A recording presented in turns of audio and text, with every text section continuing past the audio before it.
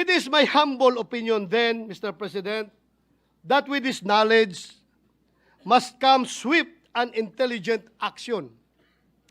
Kung gaano natin kabilis i-condemn at ipagiba ang mga strukturang hindi ginawa ng maayos, ganoon din dapat tayo kabilis umaksyon kung ang nalalagay sa alanganin ay ang ating konstitusyon. In the spirit of true action, therefore, allow me to end by moving. I respectfully move that in view of its constitutional infirmities and questions on the jurisdiction and authority of the 20th Congress, the verified impeachment complaint against Vice President Sara Zimmerman Duterte be dismissed. Allahu Akbar.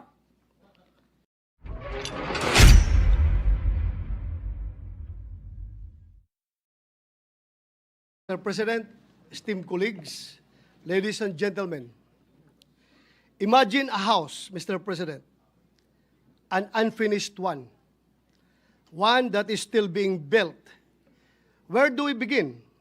Of course, with solid foundations, a level ground, as well as an honest blueprint.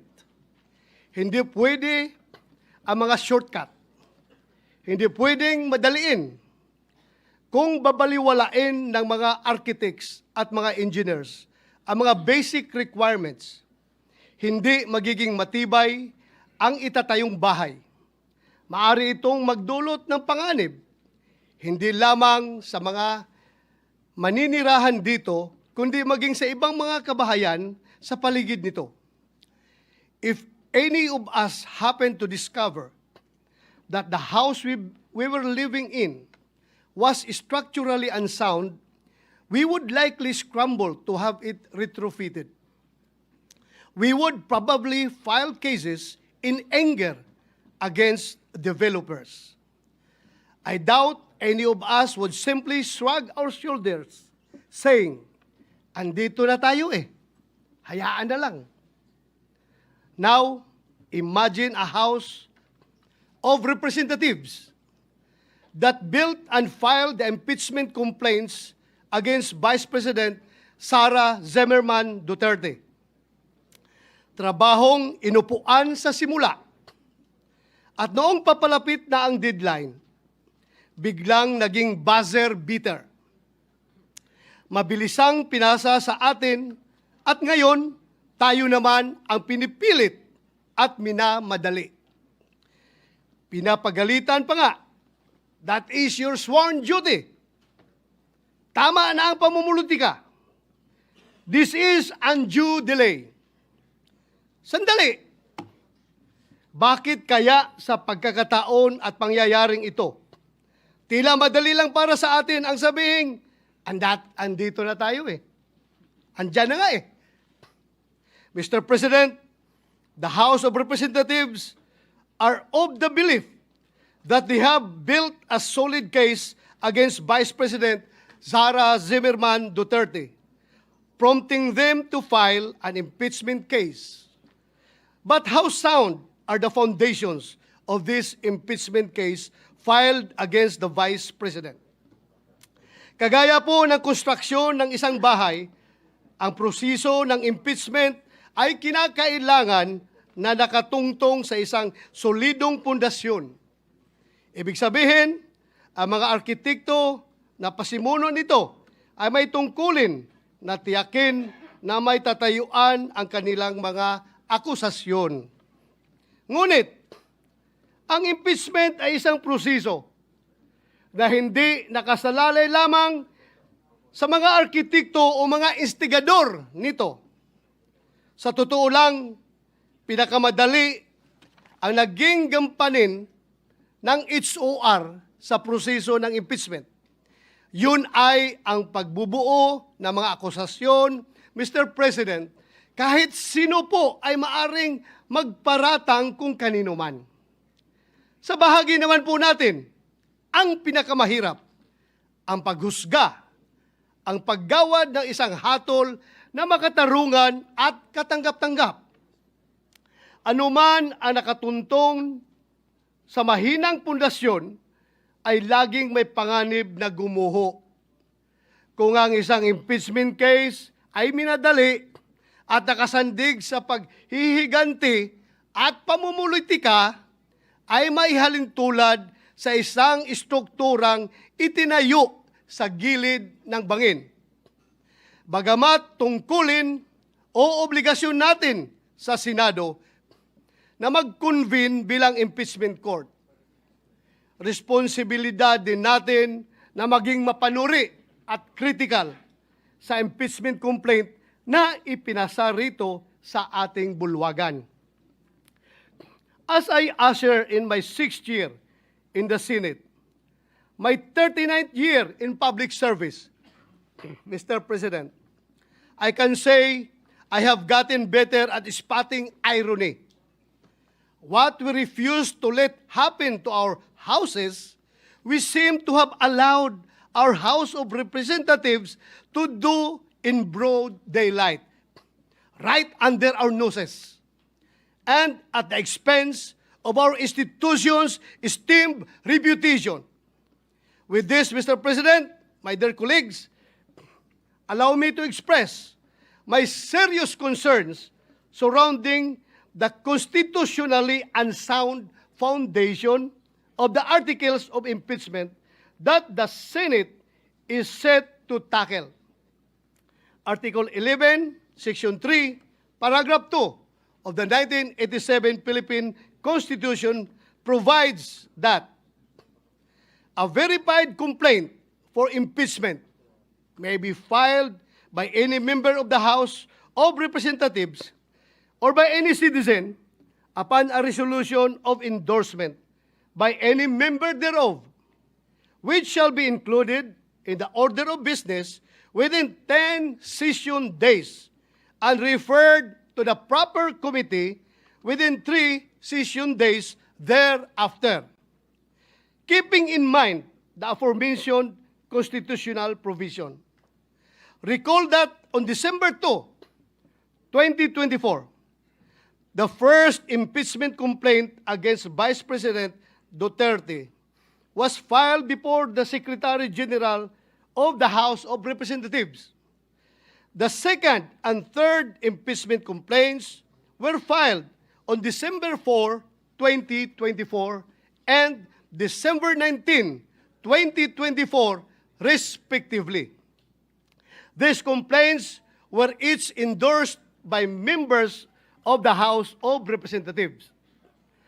While the Constitution requires that a complaint for impeachment must be included in the order of business within 10 session days, the House of Representatives rules of procedure in impeachment proceedings require the Secretary General to immediately refer the complaints to the Speaker. Despite this, no action was ever taken by the House on the 3 impeachment complaints filed. Hindi po ito simpleng pagkalimot, Mr. President. Ito po ay tahasang pagsantabi ng kanilang internal rules at constitutional provision. Sinadya po nila na baliwalain ang konstitusyon. Maliwanag po ito sa mga naging panayam kay House Secretary General Velasco. In media interviews, the Secretary General publicly disclosed that the members of the majority of the House of Representatives asked him to withhold the transmittal of the impeachment complaints to the Speaker. Their goal then was to give themselves more time to decide whether or not to file another impeachment complaint. Pinaghintay po ng mayorya ng House of Representatives ang 3 impeachment complaint. May ganyan po ba silang kapangyarihan?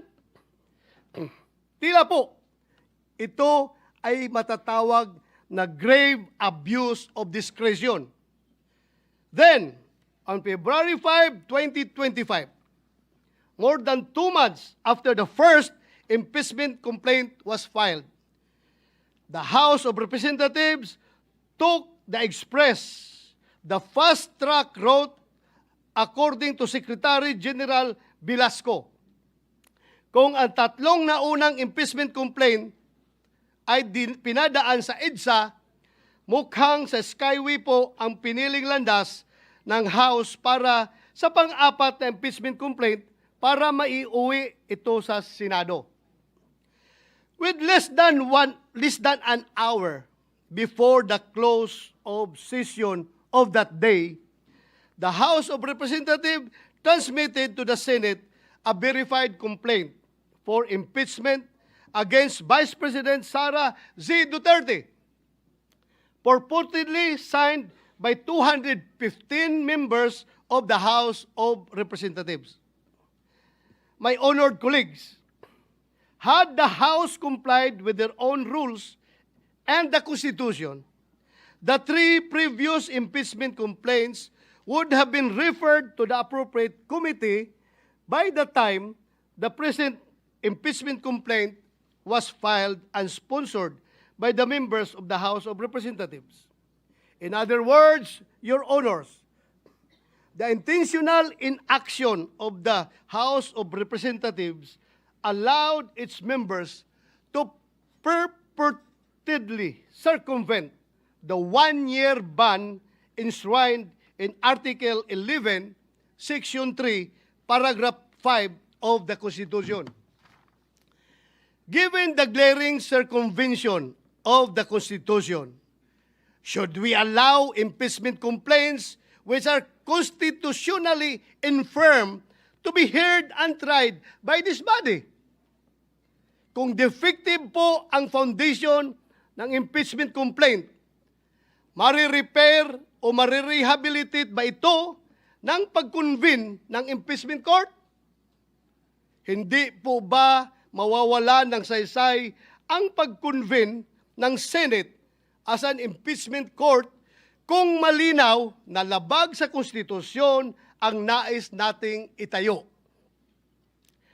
Kaya ang impeachment ay isang sensitibong proseso. Sa pagsampa pa lamang nito, binabato na agad ang akusado ng putik na kahit maakwit ay tila habang buhay ng nakamansa sa kanyang pagkatao. Pagkatapos ng impeachment, anuman ang magiging hatol, the damage done to the reputation of the accused will forever be irreparable.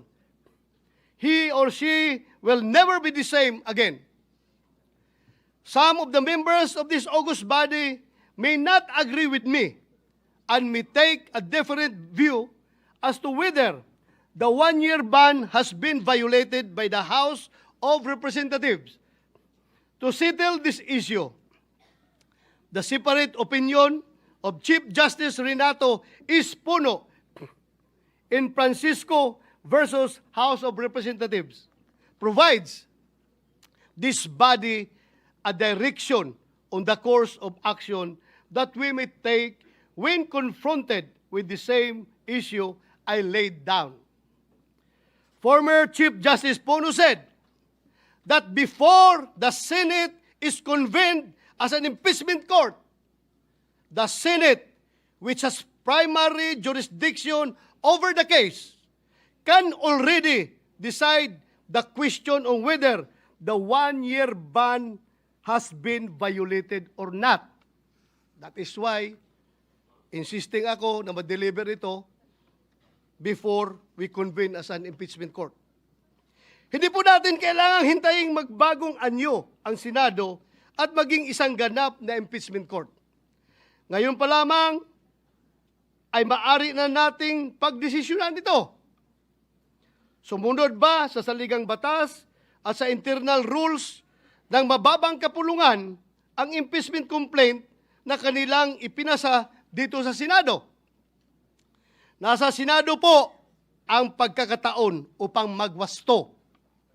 Kung minadali ng isuar ang impeachment complaint, bakit kailangan natin itong tumbasan ng kaparihong kawalang pagpapahalaga sa tamang proseso? Madalas po natin sabihin, dito sa ating kapulungan, we are men and women of rules. Manatili po tayong ganon, malayo mula sa ingay at impluensya ng kung sino mang may mga personal na interest at pakinabang sa pagmamadaling ipinipilit sa atin. Mr. President, the inaction of the House of Representatives resulted not only in a possible violation of the Constitution, but in another justiciable controversy. It is worthy to note that its new Congress, empowered by a fresh electoral mandate in both the House of Representatives and the Senate, is not bound by the legislative actions of its predecessors. Hindi po natin maaring pilitin ang mga papalit sa atin sa future Congresses na ipagpatuloy ang anumang ating nasimulan. Sabi nga po ni President Chis Escudero kahapon, the Congress cannot pass an irrepealable law. Lahat ay pwedeng baguhin at galawin ng mga sumusunod na mahahalal sa Kongreso. Maari pong hindi sila gumalaw at hayaan lamang na nakatiwangwang ang anumang proceeding na sinisimulan ng mga nauna. When the fourth impeachment complaint was submitted, the 19th Congress was teetering on the brink of a long slumber. The Senate is now being urged to convene with only 2 session days, 20 days remaining before the 19th Congress closes. Hindi man po ako abogado, alam ko pong walang kaso, mapasibil, administrative o kriminal na dinidinig sa loob lamang ng isang buwan. Naghihingalo na po ang buhay ng 19th Congress. Bakit po natin ipipilit pa kung ang pintuan ng 20th Congress ay malapit nang magbukas? Malinaw naman po sa ating Rules of Procedure on Impeachment Trials, kailangang isumon ang person impeached para paharapin sa Senado. Kailangan din siyang bigyan ng 10 araw para mag-submit ng kanyang answer. 5 araw naman ang ibinibigay sa mga prosecutor para mag-file ng kanilang reply. Kaya po, kahit mag-convene ng impeachment court bukas, summon at pagtanggap lamang sa pleadings ang kayang magawa ng 19th Congress. Sigurado na po tayo na ang trial kasama ang pagrepresenta ng ebidensya ay magaganap sa 20th Congress, kung saan bago na po ang komposisyon ng Senado at mababang kapuluan. Because of the change in members, questions are being raised on the jurisdiction of the 20th Congress to carry on with an impeachment trial commenced in the previous Congress. Should the 19th Congress convene an impeachment court, what assurance exists that the 20th Congress would continue the trial? Without such assurance, any efforts by the 19th Congress would constitute a significant waste of government resources. Even the authority of the House of Representatives to continue prosecuting is being questioned since the said complaint was filed by a House of a different composition.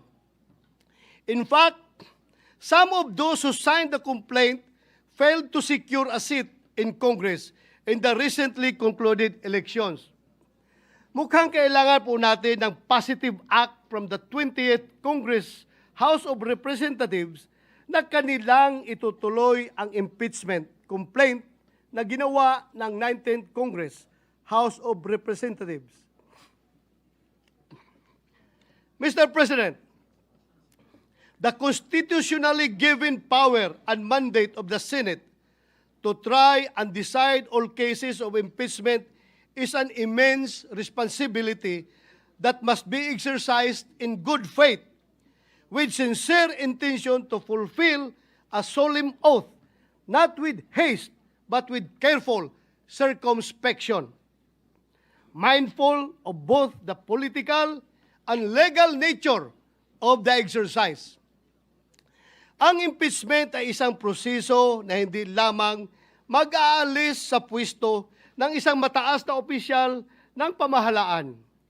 Ito ay isang armas laban sa sinuman na hindi umaayon sa kagustuhan at mga interes ng mga kaaway sa politika.